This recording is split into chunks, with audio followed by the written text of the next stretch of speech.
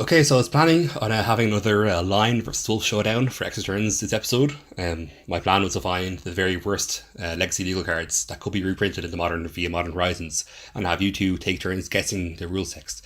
But in my study, I came across one card that may shake the foundations of everything we know about Magic, and I decided that you guys need to hear about this instead. The card in question is Wood Elemental. Released in 1994, Legends was the 7th Magic the Gathering set, and the first set to be not considered part of a block, and the first set to be sold in booster packs. This is an important part of the puzzle to remember as we go deeper into the rabbit hole.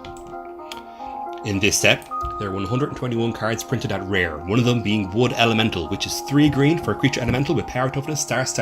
Its Oracle text reads, as Wood Elemental enters battlefield, sacrifice any number of untapped forests. Wood Elemental's power and toughness are each equal to the number of forests sacrificed as it enters the battlefield. This is clearly unplayable and limited, and requires a significant level of support to be even passable and constructed.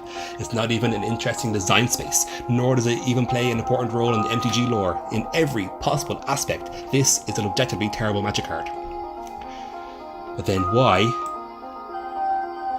is it on the reserve list?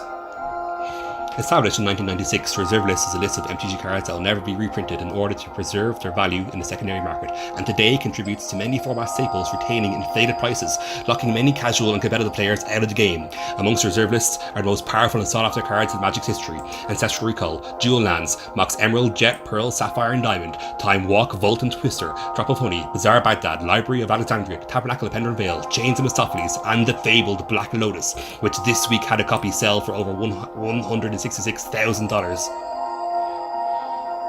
So why does Wood Elemental deserve its place in the highest echelon of Magic cards? Why does this terrible card get to stand amongst the Power 9? Was it simply because it was added to the reserve list amongst the other cards from Legends? No. The answer is far more complicated than that. See, WotC's original policy on reprinting was to never reprint with black border any previously published Magic card which had identical art and card power, allowing cards to be reprinted with white borders. However, this did not prove popular and the reserve list was born. WotC have in the past pushed the rules of the reserve list. Commons and uncommons from limited edition were removed from the reserve list due to popular demand. The voice of the people was being heard. The reserve list had to go. Through another loophole, versions of Gaia's Cradle, Survival of the Fittest, and Yawgmoth's Will were reprinted. Although these cards were on the reserve list, a policy allowed wizards to reprint quote-unquote premium versions of reserve list cards. Then, reserve list card Phyrexian Negator was reprinted, a semi-playable card from Urza's Destiny reprinted in foil. For the first time, collectors fought back, and in response to negative feedback, this premium loophole was closed. Head designer Magic the Gathering Mark Rosewater would later say that they were experimenting with pushing a loophole, but it went badly and they promised to never do it again. But Mark Rosewater admitted that this was an attempt to phase out the reserve list. Wizards of the Coast want to abolish the reserve list. Competitive players want to abolish the reserve list. Many large stores that directly profit from the reserve list also want to banish the reserve list. But there's a silent majority of people that want to keep it around. A secret sect of Magic collectors profiting from the game in one hand, while the other hand holds a dagger to the back of formats like Legacy and Vintage. It's the Illuminati of Magic, controlling gaming from the reserve list, while we tapped proxied underground seas down in the pub. But what if WotC could find another way to fight back?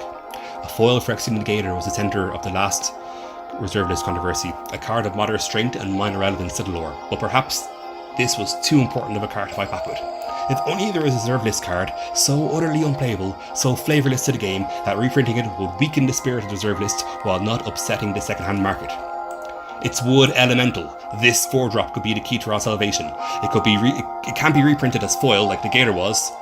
So, if only, but maybe it could be, if there was another way to get it into circulation.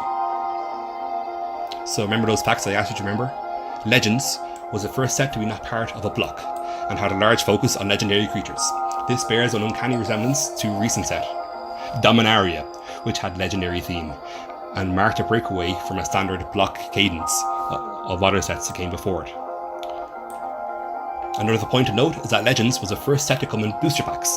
You know what booster packs come in? Booster boxes. Booster boxes which have remained unchanged all through Magic's histories, from Legends all the way up to Dominaria.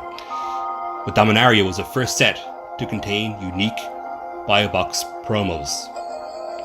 The reserve list will be abolished by Wizards, reprinting Wood Elemental as the Modern Horizons buy box promo. This is why Wood Elemental exists. This is why Wood Elemental is on the reserve list. It has always existed as a paradox, a card terrible yet unattainable, rare yet undesired.